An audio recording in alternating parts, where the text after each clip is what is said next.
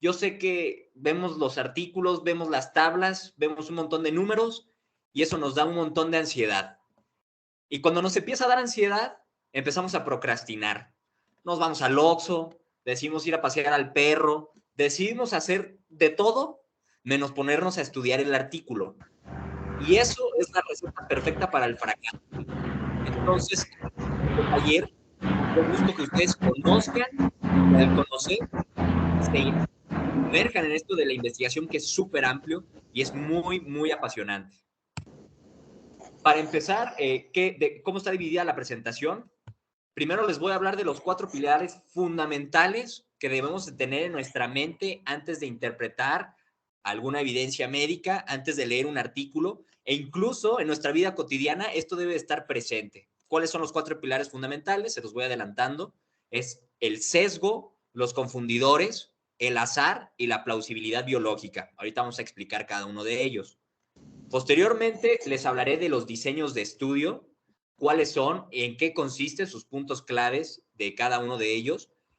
Y por último pasaremos a la parte de interpretación de evidencia médica, la zona o lo propio al diagnóstico, que en este caso estaremos hablando de qué es la sensibilidad, qué es la especificidad y qué son los valores predictivos. Y por otro lado, empezaremos a hablar de el impacto de las medidas terapéuticas, cómo podemos medir este impacto a través de riesgos relativos, reducción de riesgo relativo, reducción de riesgo absoluto y número necesario a tratar. Para empezar, el sesgo es cualquier evaluación diferencial. Y se los pongo así de simple en la presentación. ¿Por qué? Porque hay un montón de sesgos. Sesgo del observador, sesgo de muestra, etcétera. Ahorita en la siguiente diapositiva les daré un ejemplo básico de qué es un sesgo. Por otro lado, el azar es esa suerte que podemos encontrar en algún artículo que nos arrojó el resultado. Puede ser por mera suerte, y eso es el azar. Y es algo que tenemos que tener en cuenta cuando interpretamos artículos originales. Un confundidor es una variable que está desde el principio del estudio y que explica el resultado. También lo ejemplificaré más adelante.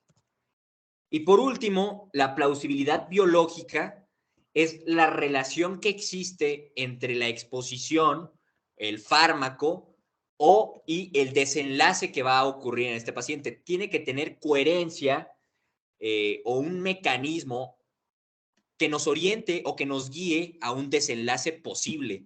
Las cosas no suceden únicamente porque nos las imaginamos. Debe de haber una fisiopatología detrás que nos genere el desenlace, una fisiología o fisiopatología.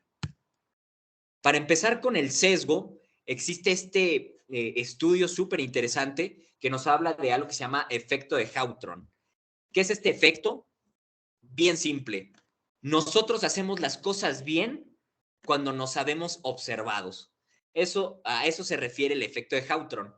Y estos médicos alemanes realizan un estudio en la unidad de terapia intensiva de 5 hospitales en Alemania, en donde evalúan qué tanto el personal de salud se adhiere a lavarse las manos correctamente cuando entran y cuando salen de esta terapia intensiva. Lo hacen en 2 periodos. En el primer periodo, lo que realizan, no les avisan al personal de salud que van a ser observados por el personal de epidemiología, por ejemplo, pero sin embargo sí observan qué tanto se lavan las manos estos médicos, este grupo de enfermeros, por ejemplo. Y se dieron cuenta que el 29% de las personas en terapia intensiva sí realizan un lavado correcto de sus manos.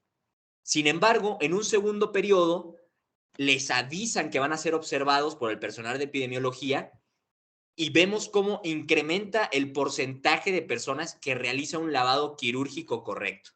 Esto es, al final se hace un cálculo y se encuentra que sí hay una significancia estadística.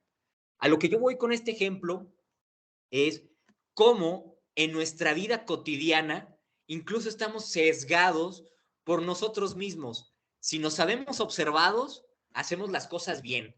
Si no nos sabemos observados, empezamos entrarle a las mañas, dejamos de hacer las cosas de manera correcta únicamente porque no nos habemos observados. En la investigación, muchas veces ocurre esto y los estudios están súper sesgados y nosotros que los interpretamos y que los leemos, ni siquiera nos damos cuenta de ello. Y esto al final del día puede perjudicar a una persona, a un paciente, si nosotros tomamos una decisión a partir de la conclusión que realizamos de los artículos originales. Por otro lado, me gustaría preguntarles a ustedes, el que quiera, por favor, desbloquee su micrófono, que me comenten qué factores de riesgo conocen que nos pueden generar un infarto al miocardio. Obesidad. Obesidad, muy bien. ¿Qué otros?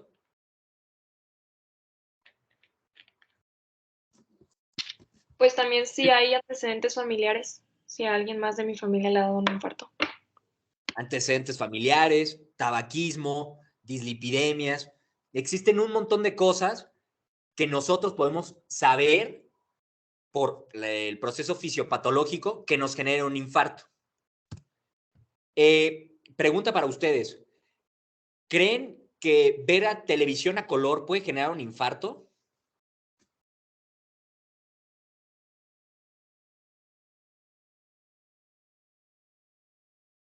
Alguien que me diga, que desbloquee, qué opina. Recuerden, aquí no hay respuestas incorrectas, no pasa nada.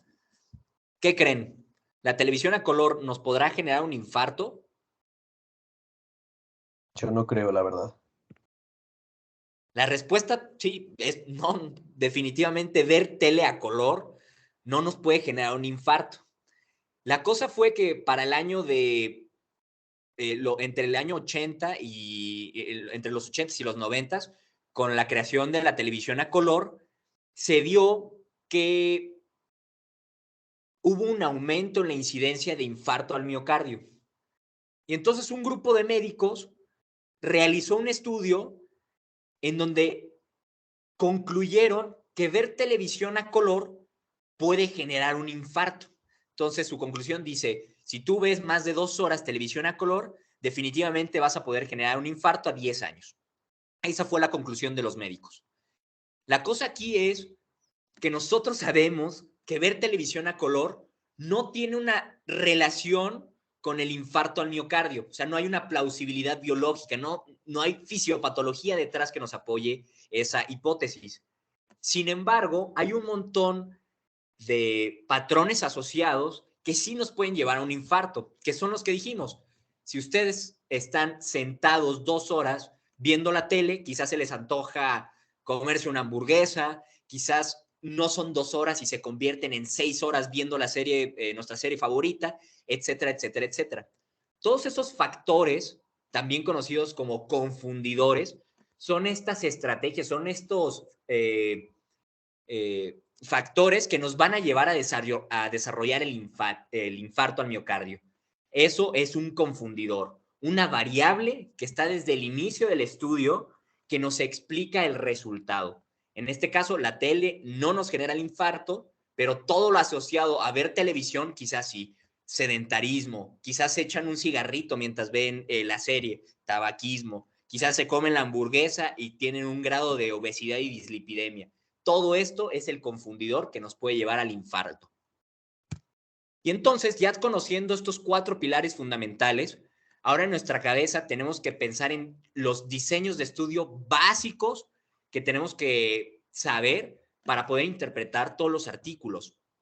Y para ello tenemos esta gráfica en donde vemos una flecha ascendente. Entonces, mientras más vaya poniendo o avanzando en las diapositivas, el diseño de estudio va a tener mayor de impacto al momento de que nosotros leamos estos artículos. Para empezar, tenemos a los diseños de estudio descriptivos. Y el primerito es el censo. El censo es realizar encuestas para empezar a recopilar datos. Y algo súper importante de esta primera etapa de nuestra tabla es que los diseños de estudio descriptivos, como es el censo, nos generan un montón de información. Pero esta información no podemos nosotros enlazarla para dar una conclusión o para poder resolver una hipótesis. Por lo tanto, los diseños de estudio descriptivos, el fin de ellos es generar hipótesis. Siguiendo, tenemos a los reportes de caso y a la serie de casos. Y déjenme ponerles un ejemplo de la importancia de ellos. Para el 5 de junio de 1981, la CDC publica el siguiente artículo. 5 casos nuevos de algo que ellos conocían como la neumonía asesina por un patógeno bastante raro que es Pneumocystis carini. Se dan cuenta de este patrón en un hospital de 5 casos de Pneumocystis carini.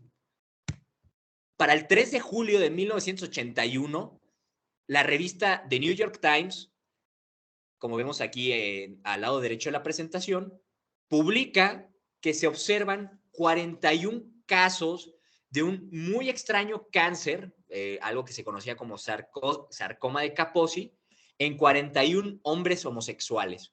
Entonces, la pregunta aquí es, ¿ustedes encuentran alguna relación entre ellos o pueden pensar en algún síndrome que nos englobe esto o en algún agente etiológico? ¿Qué se les ocurre que tenían en común estos casos?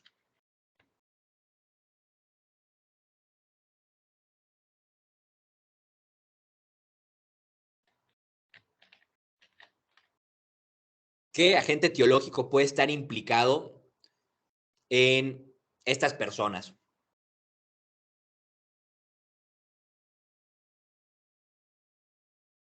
¿Nadie?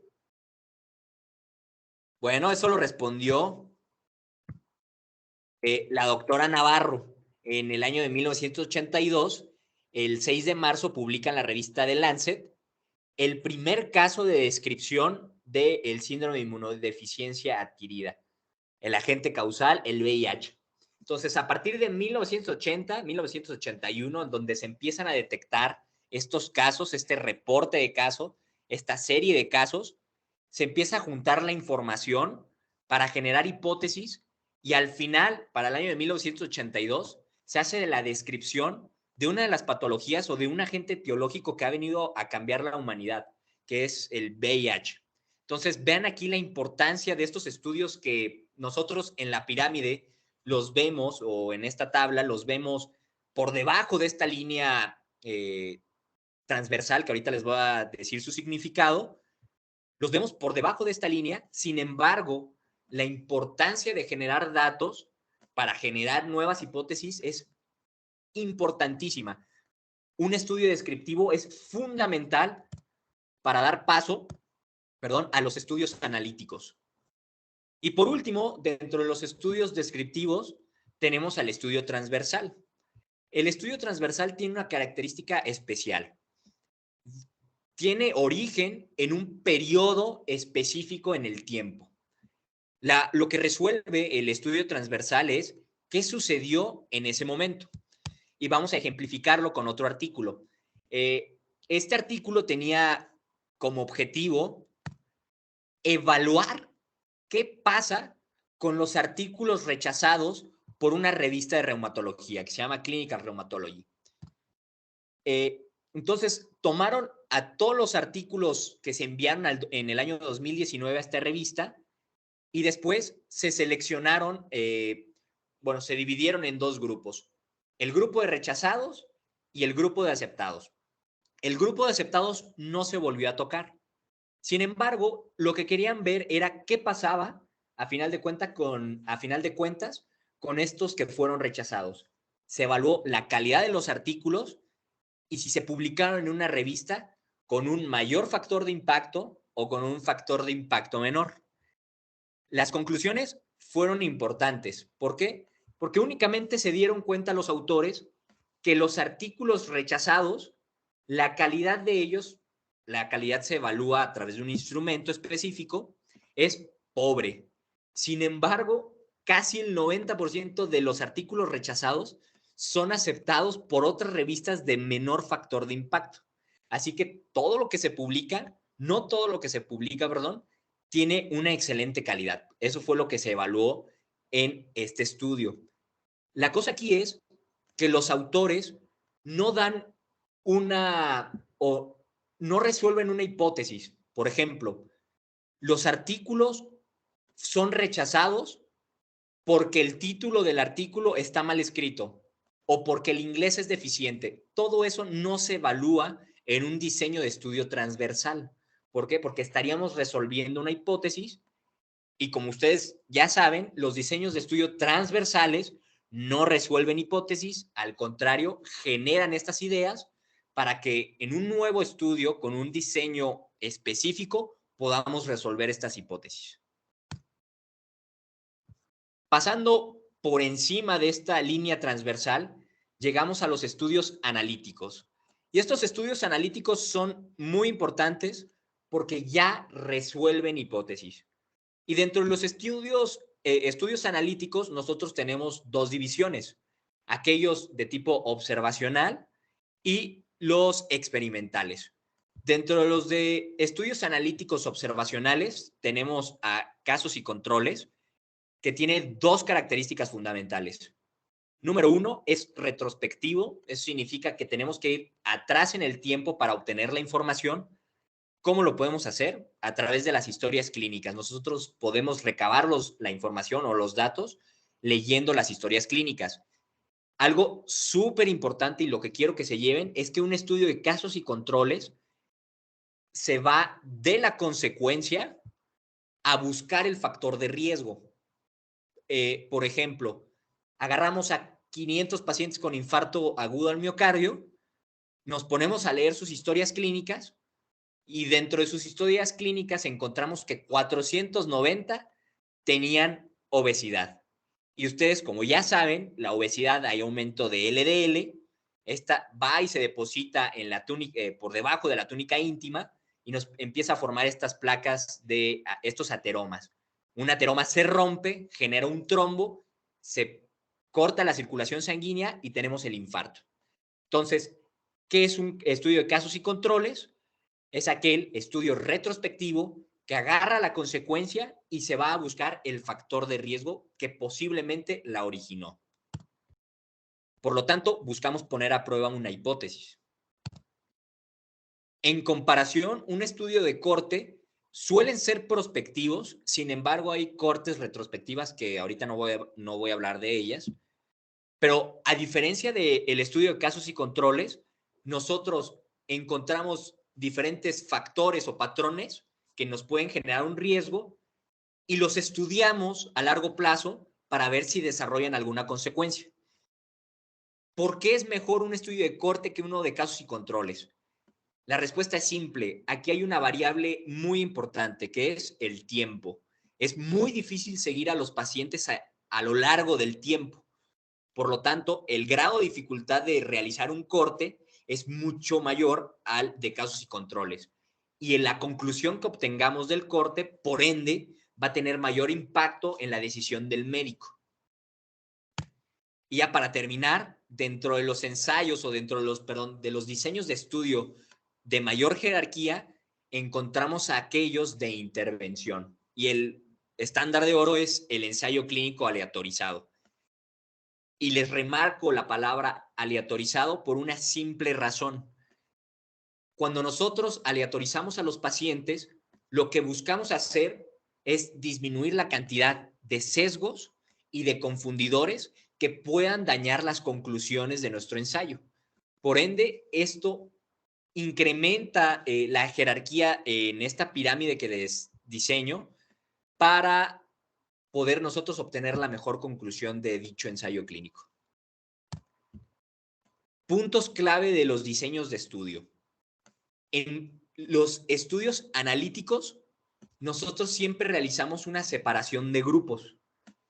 ¿Y por qué esto es importante? Porque quizá nos podemos confundir si estamos leyendo un artículo original y nosotros en la lectura, en la parte material y métodos, si leemos que el estudio X dividió a las personas en casos y en controles para buscar un factor de riesgo, esto no nos debe de confundir. ¿Por qué? Porque los estudios de corte, nosotros también, o en los ensayos clínicos, también hacemos esta separación de grupos. La separación de grupos, por ende, no es única de los diseños de estudio de casos y controles. Para hacer un breve ejercicio, a ver si alguien está gustoso de ayudarme, ¿qué diseño de estudio creen que podría encajar con este primer ejemplo? Número 1, ser trabajador de una gasolinera como un factor de riesgo para desarrollar alguna enfermedad. ¿Qué diseño de estudio, de qué diseño de estudio estamos hablando?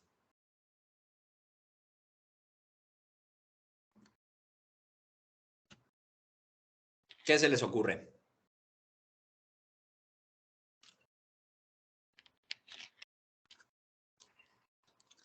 ¿Puede ser un estudio de casos y controles? Puede ser un estudio de casos y controles. Aquí, importante, que tú mismo, ¿a qué factor de riesgo se están exponiendo estas personas? Pues a lo mejor estar en contacto con los despachadores de gasolina, el ambiente. Claro, exactamente, al trabajar propiamente en una gasolinera. Antes la gasolina, por ejemplo, se aditaba con plomo y esto funcionaba para aumentar la combustión. Sin embargo, se vio en estos trabajadores de las gasolineras que a lo largo del tiempo desarrollaban una enfermedad que se llama saturnismo, que propiamente es la intoxicación por plomo. Así que, correcto, como tú dices, en este caso, como nosotros estamos agarrando el factor de riesgo, que es el trabajar en una gasolinera y estar expuesto a estos químicos, y lo seguimos a 10, 20 años y vemos que desarrollan algo, en ese caso estaríamos hablando de un diseño de corte. Número 2, utilizar un beta bloqueador en comparación con un placebo para disminuir el riesgo de muerte a los 2 años tras sufrir un infarto agudo al miocardio. ¿Qué diseño de estudio sería el abarcado por este ejemplo?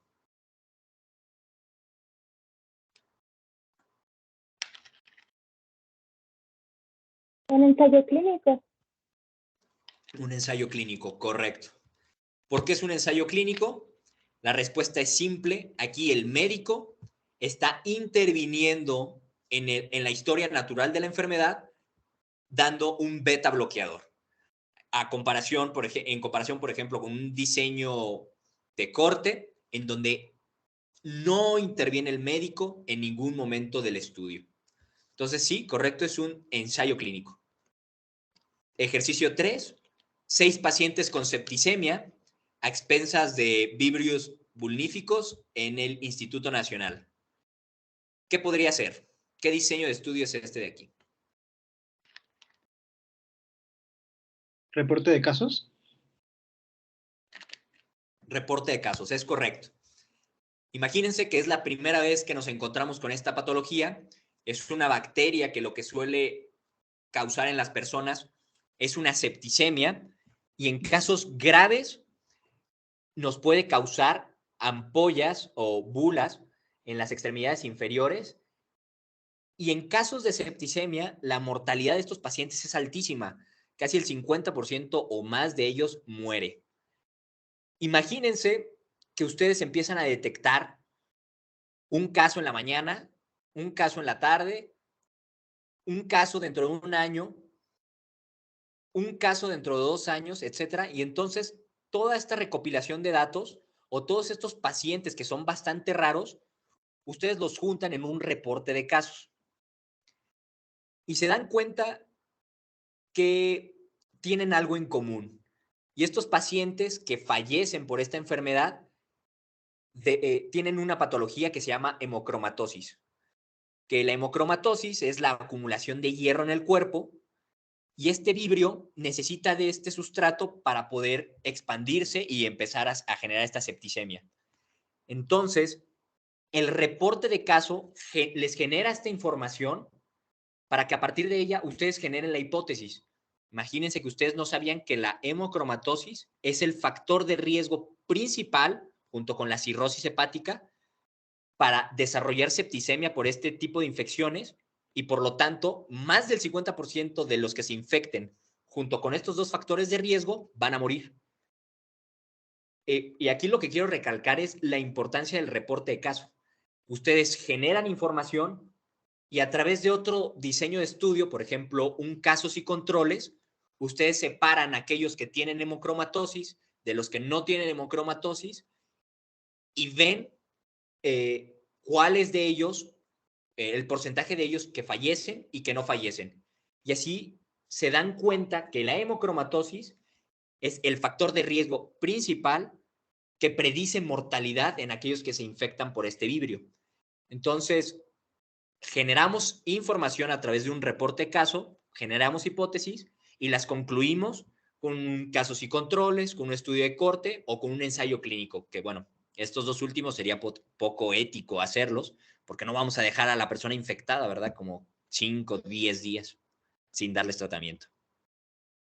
Por otro lado, a ver, ejemplo número 4, horas de sueño en estudiantes de medicina previo a un examen. ¿Qué diseño de estudio podría ser?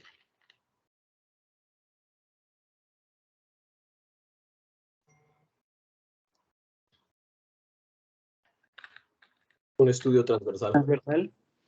Es un estudio transversal, correcto. Imagínense que en este estudio transversal se dan cuenta que los estudiantes de primer semestre, antes de un examen, duermen 2 horas, duermen 1 hora, no duermen, ¿no? Por ejemplo. Entonces, ustedes generan la información y uno de sus compañeros dice, ¿y qué pasó con estos que durmieron muy poquito? ¿Reprobaron? ¿O tienden a reprobar más? Entonces, pueden hacer otro estudio, un casos y controles, un estudio de corte, en donde separan a los estudiantes, aquellos que duermen 2 horas y aquellos que duermen 8 horas, y ven o pueden encontrar los resultados, a cuáles les va mejor y a cuáles tienden a reprobar más. Entonces, así es como empieza a funcionar estos diseños de estudio. Generar información, resolver hipótesis. Y por último, pacientes con cáncer de pulmón y su posible correlación con el tabaquismo. Ese podría ser un diseño de casos y controles en donde ya tenemos al paciente con la consecuencia, en este caso cáncer de pulmón, y nos podemos ir a buscar dentro de ellos cuál es el factor de riesgo predisponente. En este caso podría ser el tabaquismo y encontrar si hay una correlación directa con cáncer de pulmón. Pasando con la siguiente parte de la presentación, yo creo que ya dejamos de lado la parte más tediosa y esta siguiente sección a mí me parece muy apasionante, así que si surge alguna duda, con toda la confianza del mundo me interrumpen. Para empezar, nosotros tenemos que irnos con lo más básico, el cuadro 2x2. En el cuadro 2x2 tenemos en la parte superior a la enfermedad y en la parte lateral a la prueba diagnóstica. Un paciente hay de dos, o está enfermo o no está enfermo. Y la prueba hay de dos, o sale positiva o sale negativa. Por lo tanto, nosotros tenemos 4 posibles escenarios. Pacientes que sí tienen la enfermedad y que con una prueba diagnóstica salió positivo, serán los verdaderos positivos. Luego tenemos a los falsos negativos, falsos positivos y verdaderos negativos. ¿Qué es lo importante aquí? Lo que nos interesa a nosotros es conocer el rendimiento de los instrumentos que tenemos para diagnosticar. Y entonces este rendimiento lo abarcamos en 2 grandes grupos, la sensibilidad y la especificidad. ¿Qué es la sensibilidad? La sensibilidad, como se los pongo aquí de rojo, es la capacidad de una prueba para detectar enfermos. En otras palabras, ¿cuántos de los que están enfermos me van a salir positivos? Eso es la sensibilidad de una prueba. Mientras que la especificidad de las pruebas diagnósticas hacemos referencia a la capacidad de la prueba para detectar sanos. En otras palabras, ¿cuántos de los que están sanos sí salen negativos? Volvemos a la tablita de 2x2. Vemos que los verdaderos positivos las pruebas diagnósticas que nos van a ser de utilidad para detectar verdaderos positivos son aquellas con una sensibilidad elevada, mientras que las pruebas diagnósticas que nos ayudan a descartar a todos los sanos, o sea, a encontrar a los verdaderos negativos, van a ser aquellas con una especificidad elevada. Por otro lado, tenemos a los valores predictivos.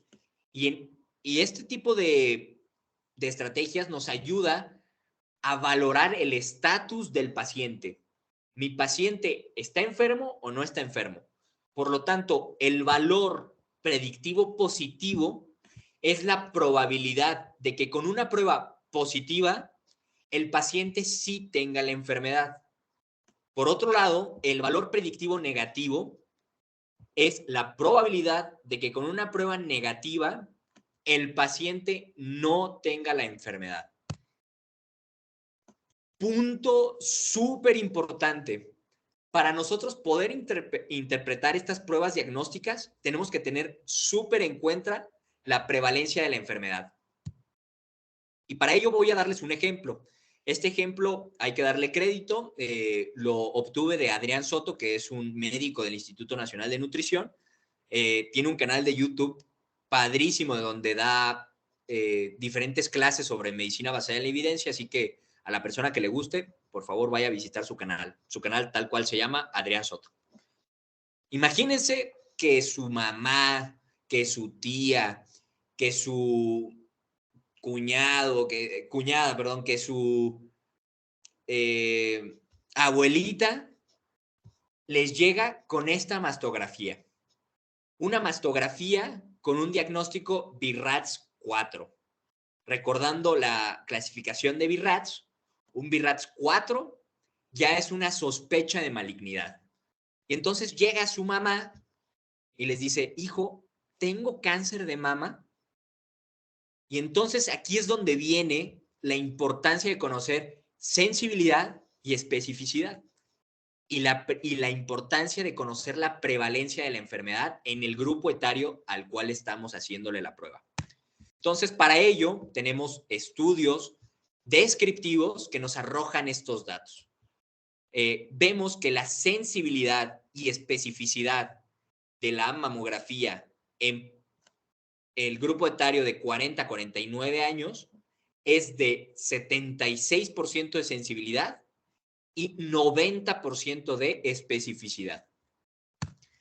Entonces, si la prevalencia de cáncer de mama en las mujeres entre 40 a 49 años es de 1.4, si yo les hago una mastografía a 1 millón de mujeres únicamente por puro tamizaje, eso significa que por prevalencia, 14,000 van a tener cáncer.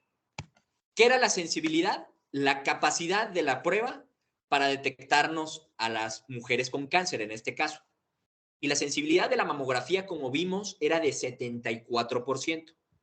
Por lo tanto, 10,360 mujeres que sí tienen cáncer van a salir positivas a través de esta mamografía. Por otro lado, 986,000 mujeres del millón de las cuales tamizamos no van a tener cáncer. Recordando que es la especificidad, es la capacidad de la prueba para detectar a las sanas. Si la especificidad de la mamografía es 90%, eso significa que tenemos un 10% de falsos positivos. Y en este caso, el 10% de estas totalmente sanas es 98,600 mujeres que van a salir positivas estando sanas. O sea, vean la tasa de falsos positivos que puede haber por una mamografía mal interpretada. Aquí a lo que voy es que por la prevalencia pequeñita de 1.4 existe una gran probabilidad de que tengamos más falsos positivos que verdaderos positivos. Por eso, con un BIRATS 4, tú no le puedes decir a tu mamá, a tu tía, a tu abuela, híjole, tienes cáncer, ¿sí? Lo mejor con un BIRATS 4, conociendo esta sensibilidad y esta especificidad, es realizar una biopsia. Y de ahí viene lo importante de seguir las guías de práctica clínica, o de importante de seguir, no las guías de práctica clínica de México, sino las de Estados Unidos, Unión Europea, etcétera, etcétera, etcétera. Pero pongamos otro ejemplo, o sigamos con este mismo ejemplo, pero cambiando la prevalencia. Ahora vamos a reducir a nuestro grupo de estudio algo más específico. Mujeres con el antecedente de cáncer de mama, el antecedente de cáncer de ovario, que si ustedes recordarán, las personas con cáncer de ovario muy probablemente tengan una mutación asociada muy importante que es mutaciones en BRCA. Y mutaciones en BRCA se observan tanto en cáncer de mama como en cáncer de ovario. Por lo tanto, nosotros, si estudiamos a estas mujeres con el antecedente de cáncer de ovario o mutaciones en BRCA, la prevalencia del cáncer de mama ya va a ser mayor en comparación con la población en general. Supongamos un 14%. Entonces, si nosotros tamizamos a 100,000 mujeres, porque ya estamos reduciendo nuestra muestra, encontraremos que 14,000, volvemos, que es el 14%, van a tener cáncer de mama. Si la sensibilidad de la mamografía es 74%, 10,360 saldrán positivas.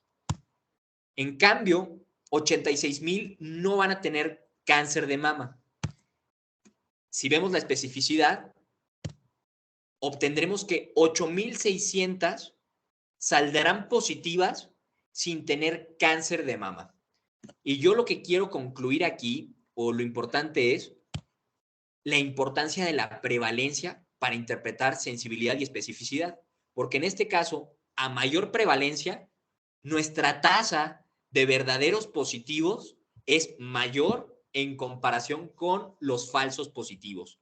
Por lo tanto, hay que ser muy precavidos cuando nosotros elegimos diferentes estrategias o herramientas diagnósticas para cierto grupo de población. Siempre hay que tener en cuenta, repito, la prevalencia.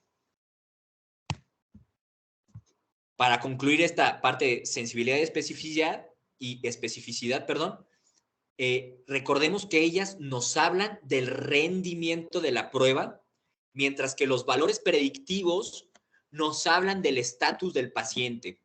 O sea, ¿mi paciente está enfermo o no está enfermo? Vamos a poner un ejemplo. Paciente con disnea, taquicardia, dolor pleurítico, todo esto de inicio súbito, asociado a distensión venosa yugular. Tienen ese cuadro clínico. Interrogan al paciente y dentro de sus antecedentes personales patológicos, destaca una trombosis venosa profunda diagnosticada en el 2015 y un EPOC. ¿Alguien que se le ocurran diferentes diagnósticos diferenciales? ¿A qué se les ocurre que pueda tener este paciente?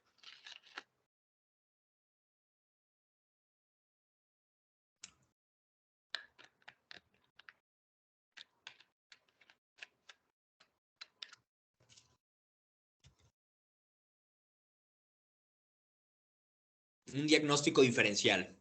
¿Qué puede ser que tenga este paciente?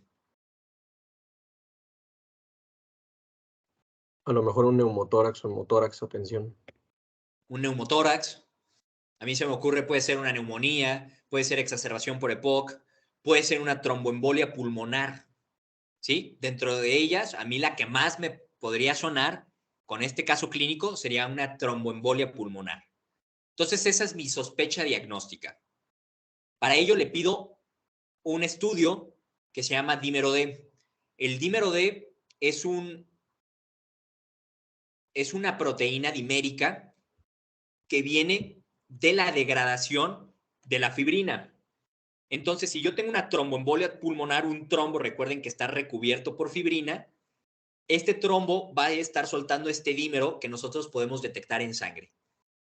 Cuando nosotros decimos que está elevado, cuando está por arriba de 500 nanogramos por mililitro. Ahí decimos, es una prueba positiva, o sea, el paciente en realidad sí está con una elevación clara de dímero D. Entonces, La pregunta aquí es, ¿el paciente con un dímero D de 200 nanogramos por mililitro tiene tromboembolia pulmonar? Entonces, ¿qué dicen ustedes? ¿Tiene TEP o no tiene TEP?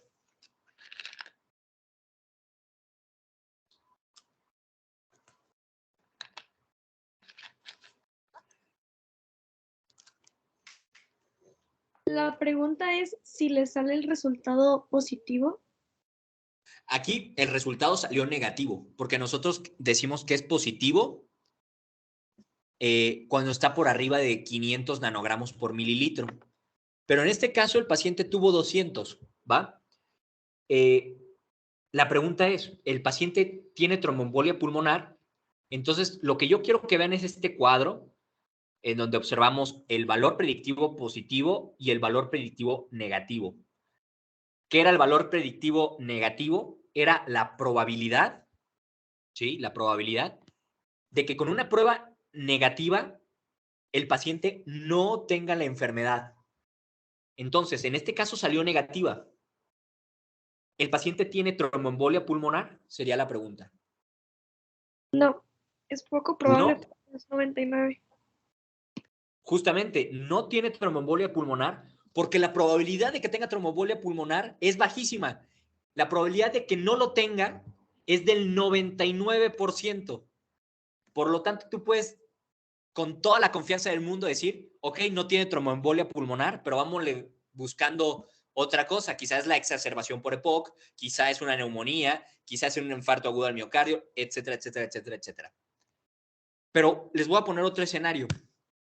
Mismo paciente, mismos antecedentes, pero ahora el estudio de laboratorio, el dímero D, salió en 1500 nanogramos por mililitro, es más, en 8000, lo que se les antoje. ¿El paciente tiene tromboembolia pulmonar?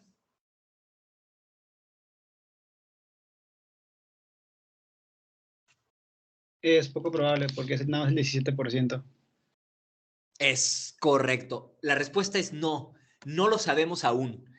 ¿Qué es el valor predictivo positivo? Es la probabilidad de que con una prueba positiva el paciente sí tenga la enfermedad. Salió positiva, o sea, salió por arriba de 500 nanogramos por mililitro.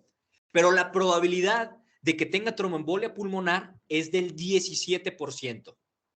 Por lo tanto, tú no puedes decir que tiene tromboembolia pulmonar. ¿Por qué? Porque esta prueba es súper sensible, es más sensible que específica. Nos cachó que tiene alguna patología que nos está liberando dímero D.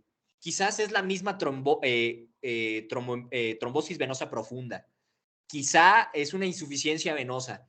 Quizá es un infarto agudo al miocardio por un trombo y este trombo es el que nos está liberando dímero D. Quizá es un proceso inflamatorio porque el dímero D se eleva o es un reactante inflamatorio. Entonces, pues sí, es una prueba súper sensible detectar dímero D. ¿Por qué? Porque nos cachó al enfermo, pero no sabemos de qué. Para ello necesitamos una prueba específica que nos hable de qué está enfermo nuestro paciente. ¿Qué se les ocurre que pueden pedir a continuación? Si ustedes y su sospecha diagnóstica apoyada por el cuadro clínico y por el laboratorio es una tromboembolia pulmonar.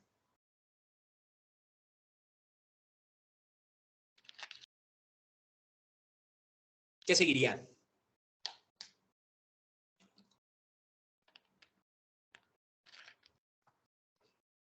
¿Podemos hacerle una angiografía? Es correcto. El siguiente estudio que tú vas a pedir tiene que ser un estudio específico, que a comparación, una comparación entre los estudios específicos y sensibles, es que los específicos suelen ser más invasivos. Tú, si un paciente te llega con disnea, no lo vas a radiar, no le vas a pedir una tomografía con contraste a pulmones, porque una de tus sospechas diagnósticas es una tromboembolia pulmonar. Necesitas primero pedirle un estudio que no sea tan invasivo, simplemente le sacas un tubito de sangre, lo analizas, y si te guía a pensar que necesitas un estudio más específico, que por lo general son más costosos, más invasivos, etcétera, entonces ya lo pedirías. Y las guías nos dicen, perfecto, si te sale positivo, a continuación le puedes ordenar una angiotomografía a nivel de tórax para poder diagnosticar una tromboembolia pulmonar. ¿Por qué? Porque el AngioTAC, al ser un estudio más específico, cuenta con un valor predictivo positivo de casi el 99%. ¿Vale? Entonces, ahí, en caso de que encontremos el trombo en la tomografía, pues ya podríamos dar el diagnóstico de una tromboembolia pulmonar. ¿Existen dudas con la diferencia entre sensibilidad, especificidad y valores predictivos?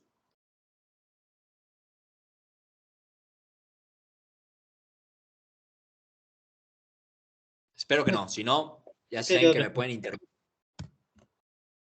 Por otro lado, dejando atrás la parte de diagnóstico, ahora nos vamos a orientar a la parte terapéutica. Y para ello hay algo importantísimo y que me parece fundamental que ustedes conozcan, que es la magnitud del efecto. Para ello, nosotros tenemos algo que se llaman riesgos o razón de momios. ¿De qué se trata? El riesgo relativo es la probabilidad de que un desenlace ocurra en el grupo experimental en comparación con el grupo control. Vamos a poner un ejemplo. ¿Qué será mejor? ¿Darle a mis pacientes con diabetes insulina para bajar su glucosa o darle té verde para bajar su glucosa? ¿Qué será mejor? Entonces, el riesgo relativo nos va a decir cuál es la probabilidad de que la insulina, en comparación con el té verde, nos baje la glucosa en mis pacientes con diabetes. Eso es lo que nos va a decir el riesgo relativo. Y se interpreta de la siguiente manera. El 0 significa que no hay diferencias entre mis grupos. Aquellos que les di insulina, no hubo ninguna variación en la glucosa en comparación con los que les di té verde. En cambio, si nosotros incrementamos los dígitos hacia positivo, significa que hay un riesgo con la intervención. Por ejemplo, si yo estoy analizando el riesgo de hipoglucemia, me voy a encontrar que sí, a los que les doy insulina definitivamente me van a hacer muchísimas más hipoglucemias en comparación con los que les doy té verde. Y por otro lado, si este número, el que se calcula a través del riesgo relativo, es menor al 0, nos habla de un beneficio tras la intervención. Ejemplo, si el objetivo, el desenlace que yo busco es la reducción de glucosa, pues definitivamente me va a bajar más la glucosa si yo le doy insulina al diabético en comparación a si le doy té verde. Pero vamos a poner un ejemplo fenomenal, un ejemplo que cambió la posología o la prescripción de medicamentos a pacientes infartados. Se publica en New England Journal of Medicine el siguiente artículo original. Efecto del beta bloqueador en la mortalidad en pacientes que se infartaron. Entonces, yo tengo dos grupos, o lo que hicieron en este estudio fue dividir a dos grupos de pacientes. Todos infartados, pero a un grupo de ellos, al grupo experimental, les van a dar beta bloqueadores para ver si a los 2 años, qué porcentaje de ellos se muere. Luego tengo el otro grupo control al cual le dieron un placebo, o sea, no le dieron nada, para ver qué porcentaje de ellos se muere a los 2 años. Entonces yo tengo mi grupo experimental y mi grupo control. Y se dieron cuenta que el riesgo de muerte a los 2 años en aquellos que yo les di el beta bloqueador es del 14.4%. Y en los que no les di nada, o sea, puro placebo, es del 23.9%. Eso nos da un riesgo relativo de 0.6%. Primer conclusión, dar beta bloqueadores es benéfico para mis pacientes. ¿Por qué? Porque reduzco la mortalidad. ¿Cuánto se reduce la mortalidad? Para ello nos sirve la reducción de riesgo relativo. ¿En qué consiste la reducción de riesgo relativo? es agarrar a mi riesgo de muerte, que es del 0.60%, del 0.60, y restárselo a 1. Por lo tanto, eso nos queda 0.40. Y si yo lo quiero como probabilidad, únicamente lo multiplico por 100 y encontramos que dando un beta bloqueador, yo reduzco el riesgo de muerte a los 2 años en un 40%. ¿Sale? Eso es la reducción de riesgo relativo. ¿Y por qué relativo? Esto es relativo a mi población de estudio. Yo no puedo generalizar los datos. Esto funcionó en ese momento, en ese lugar y con esas personas. Pero yo no puedo decir que si yo le doy beta bloqueadores a todos los infartados del mundo, voy a tener una reducción del riesgo del 40%. No. Para ello nos sirve la reducción de riesgo absoluto, que a fin de cuentas, o un sinónimo de ello, es la diferencia de riesgos. ¿Cuál es el riesgo de mortalidad sin recibir nada? 23%.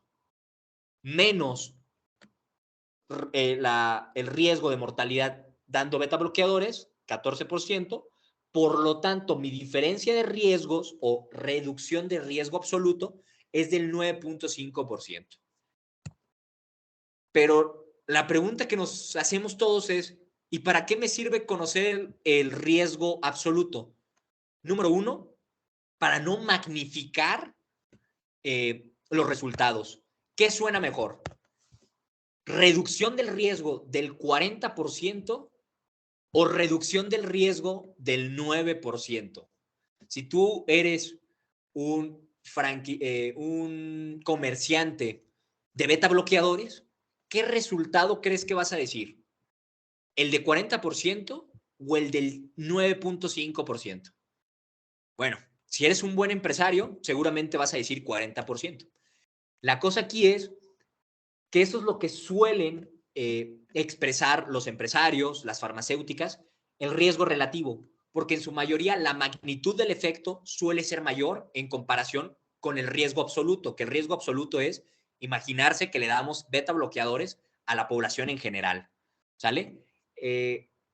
Por ello es súper importante conocer riesgo relativo y riesgo absoluto para que cuando ustedes lean un artículo original tengan en cuenta la verdad de los resultados, ¿sale? Que no los engañen, a final de cuentas. Entonces, ese es un punto esencial de conocer riesgo relativo y riesgo absoluto. Y otro punto aún más interesante es el del número necesario a tratar, que ¿cómo obtenemos el número necesario a tratar? Es dividir 1 entre el riesgo, la reducción de riesgo absoluto. Entonces, vamos a poner un ejemplo y vamos a conocer qué es esto. 1 entre la diferencia de riesgos, que es 9.5 por 100, nos da 10.2. Pregunta para ustedes. ¿Qué significa este 10.2? ¿No? ¿Y qué significa esto? La neta, yo no tenía idea, sino hasta unos años atrás, pocos años atrás. Y yo lloraba con ustedes porque a mí me preguntaban qué es el número necesario de tratar y me quedaba en blanco, no tenía ni la menor idea. Y es súper interesante. El número necesario de tratar es el número de personas en las que necesito intervenir para que en una, repito, para que en una tengamos el efecto deseado.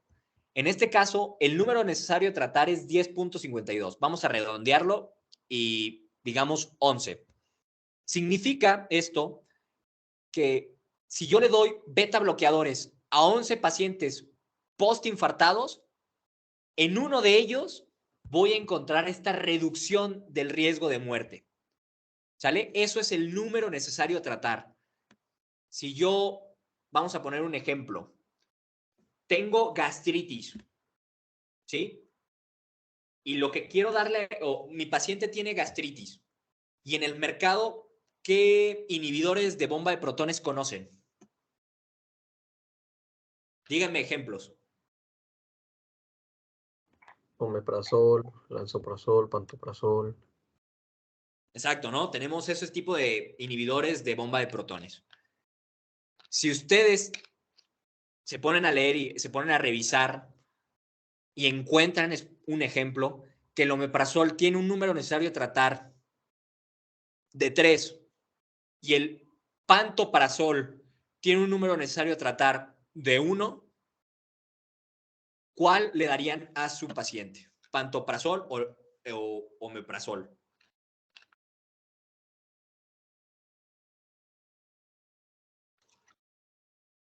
El segundo, ¿no? Porque si es de 1, quiere decir que si se lo das, pues sí le va a hacer efecto. ¿Y qué significaría si el número necesario a tratar de el pantoprazol, este mismo fármaco, fuera de 15? ¿Qué significa? Que de los 15 que le vas a dar, o bueno, si le dieras a 15 personas, solo a una le haría efecto, ¿no? Con eso comprendí. Perfecto. Justamente es eso. Eso es el número necesario a tratar, ¿vale? Y vamos a poner un ejemplo más actual, porque el otro era el del año 1900 y cacho. Este es del año 2020.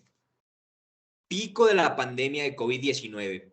Todos nerviosos en casa, esperando la respuesta que todos buscábamos.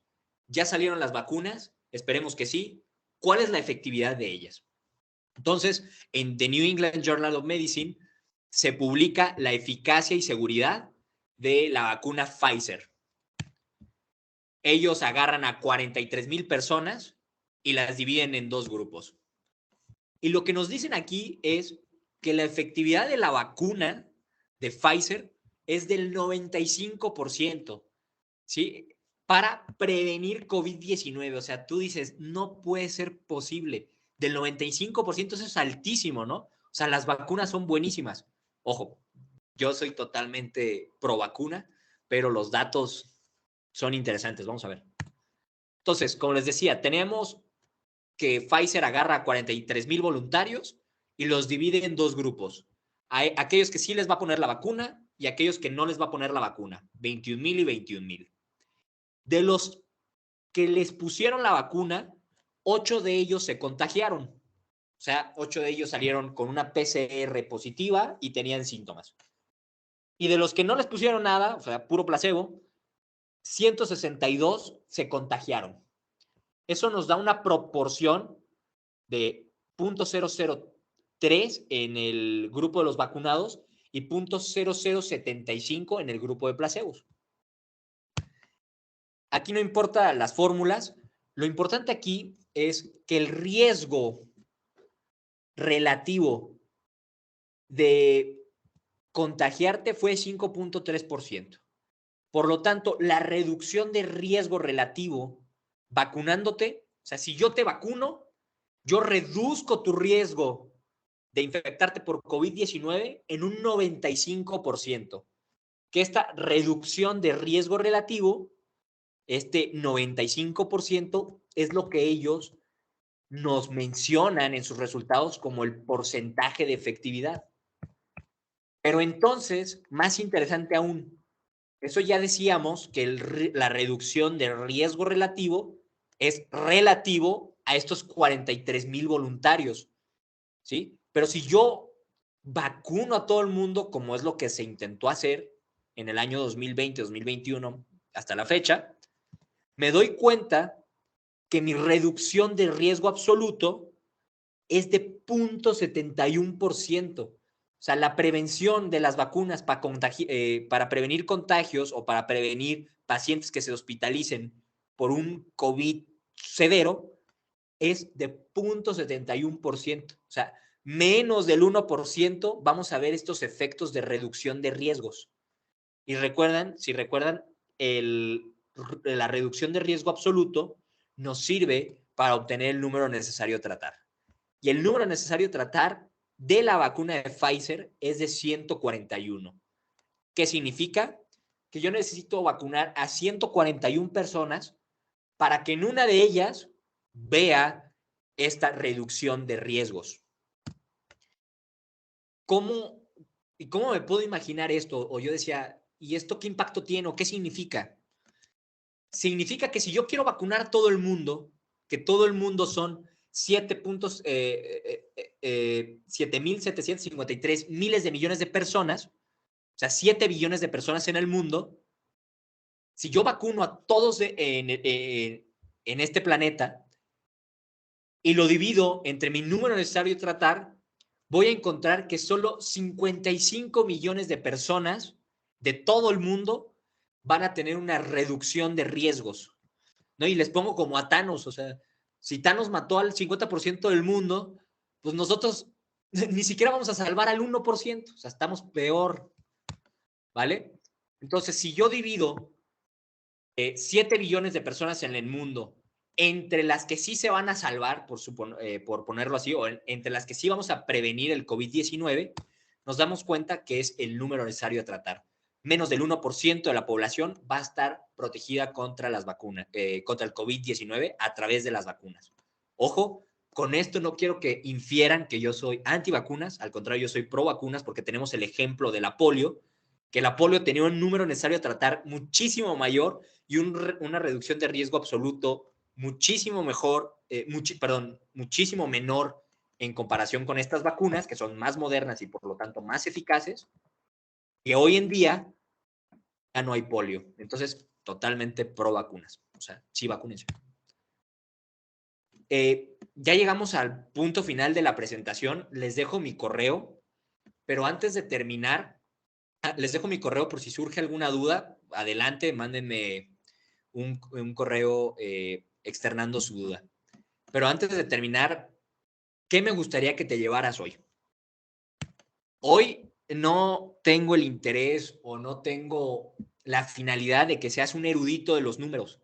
No me interesa que te sepas la fórmula de reducción de riesgos, no me interesa que te sepas las fórmulas de sensibilidad, especificidad, valores predictivos, no me interesa que sepas sacar a ciencia cierta un número necesario a tratar. Esto no me interesa. Pero esto sí, el triángulo de Ross es un modelo de vida propuesto por Ross, que es un médico de la Universidad Johns Hopkins, que nos invita a la excelencia médica, dicho triángulo. Y tiene 3 vértices importantes. Número 1, la práctica clínica. 2, la docencia. 3, la investigación. Estos 3 hacen sinergia para llevarte a ser mejor cada día. Y siendo mejor cada día, buscarás o tenderás hacia la excelencia. Si tú estás atendiendo un paciente al cual le ves una verruga que no tienes idea qué es, eso, uno, te obliga a investigar qué tiene tu paciente, porque éticamente es lo correcto, tú debes investigar qué es lo que tiene. Y te das cuenta que esa verruga que le está saliendo a tu paciente inmunocomprometido, la estudias y es muy similar a la viruela del mono. Entonces, a través de la práctica clínica, hiciste investigación, diste con el agente etiológico y ahora tienes la obligación de enseñarlo. O sea, nosotros, para ser buenos médicos, tenemos que ser buenos maestros. ¿Sí? Hay que quitarnos esa cosa en la cabeza de que o soy maestro o soy médico. No, tienes que ser las dos. Y es más, tienes que ser las 3. También tienes que ser investigador. ¿Vale? Sin embargo, sale este artículo publicado en donde es una crítica al triángulo de Ross, en donde los autores del artículo nos dicen que debería ser un pentágono, ¿sí? Añadiendo 2 vértices más, que es la parte legal normativa. Todo médico debe conocer lo básico de las leyes y por último, lo económico administrativo. Todo médico debe de conocer bien sus finanzas. Y entre estas vamos a hacer sinergias si las aplicas en tu vida para ser un excelente médico. El día de hoy, con la presentación, mi objetivo fue que les haga un poco más de sentido el vértice de investigación. Investigar no es algo exento del médico. Todo médico debe de investigar para ser un excelente médico. Si tú crees que por ser cirujano plástico o si tú crees que por ser neurólogo, que por ser cardiólogo no te toca investigar, muy probablemente no seas un excelente médico y te cueste mucho trabajo progresar. Investigar es la clave para mejorar, para conocer lo que no conoces. ¿Vale? Entonces, eso sería todo de mi parte. Muchísimas gracias.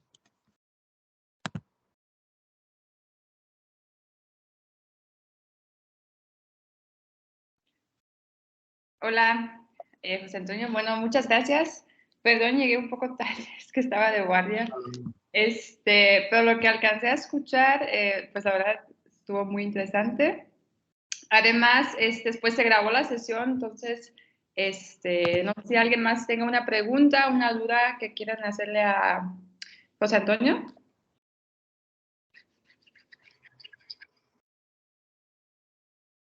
¿No?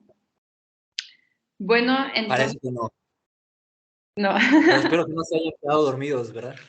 Ah, esperemos que no. A ver, ¿alguien mandó un mensaje? ¿Sigo presentando pantalla? No, nomás se ven ustedes. Ah, súper. Sí. Bueno, por parte de nosotros, pues ya sería todo. Nomás que te voy a mandar un mensajito con una constancia que te tenemos. Y pues ya, damos la sesión por concluida. Te quiero dar muchas gracias por dar el taller, por sacrificar tu tiempo por hacer esto. Y pues hasta la próxima. Muchísimas gracias a ustedes, a todo el equipo de Mission Brain. Yo creo que están haciendo un excelente trabajo, fomentando ahorita esta parte de la investigación. Y por otro lado, como lo menciono en la presentación, yo creo que la docencia no solo es en el salón de clases, sino también a través de los foros de